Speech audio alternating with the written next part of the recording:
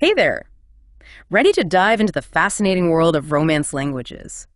Forget those dry grammar rules you might be thinking about. We're going on a quest today to uncover how these languages all came from one ancient ancestor, Vulgar Latin. That's right. And our map for this adventure, it's a collection of excerpts from a research text we've got. And let me tell you, it's absolutely packed with linguistic treasures. I bet it's so easy to just label something as a Romance language, right? But I feel like we rarely stop and think about the journey these languages have been on. They're more than just words. They're these living connections to the Roman Empire, and they've been shaped by centuries and centuries of history. It really is incredible when you think about it that way. Okay, so picture this. The Roman Empire is at its peak. You've got legions marching across Europe, the Colosseum's just buzzing with activity, and Latin. Latin's everywhere. It was like the internet of its day. It was everywhere. It was the language of power, of trade. It was how people communicated across vast distances, from the British Isles all the way to North Africa. Everyone who was anyone used Latin. It's wild, right? And here's where things get really interesting. Even when the Roman Empire fell, Latin didn't completely disappear. Right, imagine a phoenix rising from the ashes. That's kind of what happened with Vulgar Latin.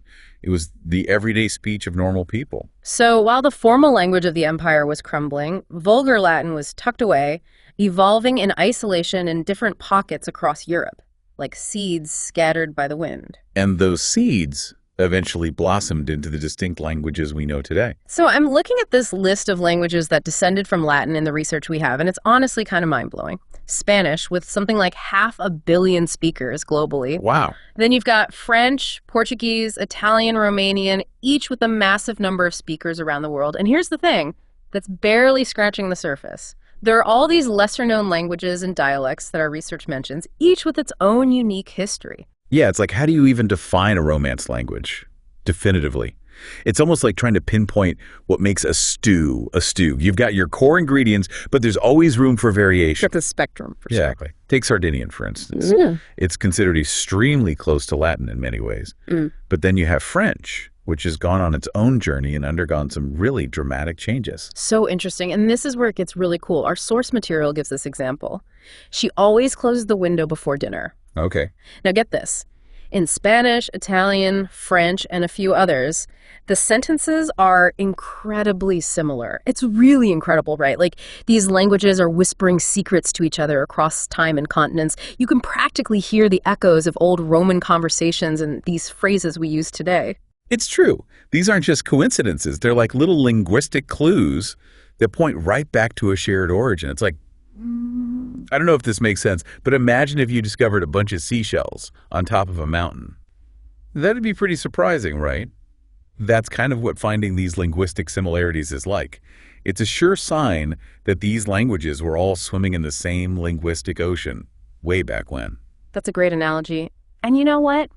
Finding these connections makes learning a new Romance language so much easier. Like, you've got a kind of decoder ring to a whole new world. It's like you're not just memorizing vocabulary, but you're spotting patterns, making connections. Exactly. It makes it fun. Exactly. But Latin wasn't the only influence at play here, was it? Oh, absolutely not. Think of it like making a really good stew. Okay, I like where you're going with this. So Latin's like the base, but you've got to have other ingredients that add all the depth and all the flavor. Our research mentions the impact of the Germanic tribes, and you've got the Slavic migrations. They all left their own little linguistic spices on these languages as they evolved. Fascinating. And that evolution's still happening today, right? Like, language is constantly changing all around us. Oh, for sure. Yeah. I mean, it's like this living, breathing thing, like slang words that just kind of pop up out of nowhere, and then the internet comes along and it creates this whole new vocabulary. It's really kind of amazing to think about. It really is. And you know what else is interesting? Thinking about how some of those changes are a little more, I guess, enforced. Our research talks about how the invention of the printing press was a big turning point for language. Oh, definitely. Yeah. Because it meant that you could standardize languages, which was essential if you wanted to spread ideas efficiently, especially when you have these newly forming nation states that need to consolidate their power. Right, but that standardization, it came at a cost. I mean, we were just talking about those regional dialects. It's like some of them started to fade into the background. Yeah. The research specifically mentions Asturian, Aragonese, Franco-Provençal. It's sad they're like these endangered languages, almost like these forgotten branches on a family tree. That's a great way to put it. It really makes you think, What happens when these languages disappear completely? It's like losing a piece of history, a unique way of seeing the world. It really is a shame, but it makes you appreciate the languages that are still around even more, right? We've covered so much ground in this deep dive. We started by talking about the grandeur of the Roman Empire, then traced the evolution of all these distinct languages, and uncovered all these hidden connections between words we use every day. And it all started with Vulgar Latin. I mean, think about it. This language spoken by everyday Romans not only survived the fall of an empire, but thrived. Even with all these geographic and time barriers, it's incredible. It really shows how resilient language can be, how it adapts. It really is. It's amazing to think about those words spoken by Roman citizens thousands of years ago, forming the foundation for the amazing diversity we see in Romance languages today. Absolutely. And it just goes to show learning a language, it's so much more than just memorizing vocabulary or grammar rules. It's about connecting with history and culture. It's about connecting with other people. It really is a journey, isn't it? It is. Well, on that note, I have one final question for you to ponder as we wrap up today's deep dive. If you could choose one of those endangered Romance languages we talked about and bring it back, give it new life, which one would it be and why? What whispers from the past would you bring back to life? Wow, that's a tough one. It's like choosing which linguistic time capsule to open, you know? Right.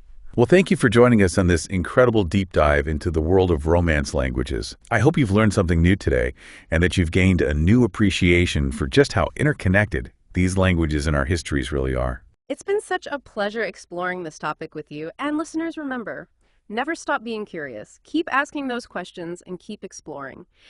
You never know what you might discover about languages and history and really about yourselves.